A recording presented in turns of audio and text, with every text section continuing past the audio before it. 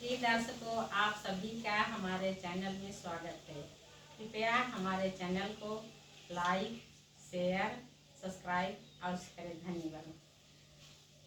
राजा जनक एक बगिया लगाए, अरे बगिया लगाए, अरे सीता रखवई फूलवारी रे लालना, अरे सीता रखवई फूलवारी रे लालनावा।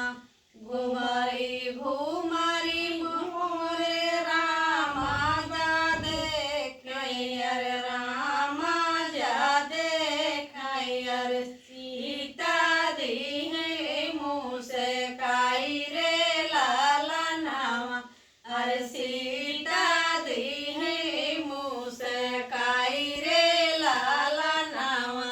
के ताराया तू है उलारू से दुलारू, अरे उलारू से दुलारू, अरे कवाने बहिन संगा भाई रे लालनावा, अरे कवाने बहिन संगा भाई रे लालनावा।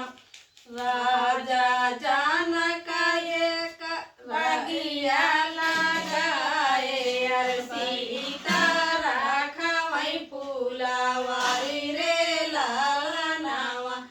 के नारे घर तू है बियाहला बाट, अरे बियाहला बाट, अरे के रखाय फूलवारी रे लालनावा, अरे के कर रखाय फूलवारी रे लालनावा।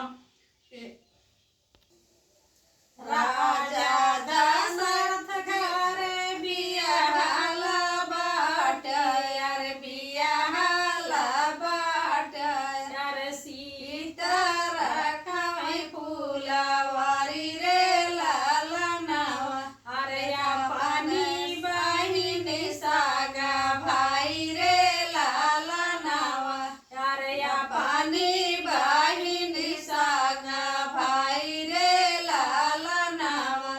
राजा जनक धर बियाहला बाट, अरे बियाहला बाट, अरे जनकपुर है ससुरारी रे लालनावा, अरे जनकपुर है ससुरारी रे लालनावा। ये तानी वचन सीता सुनाही जाता, दौड़ी बाबैया लागे जाई रे लालनावा, अरे दौड़ी बाबैया लागे जाई रे लालनावा।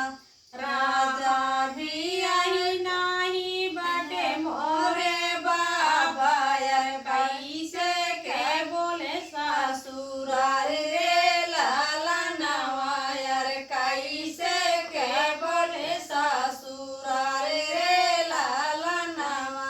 ये तानी बा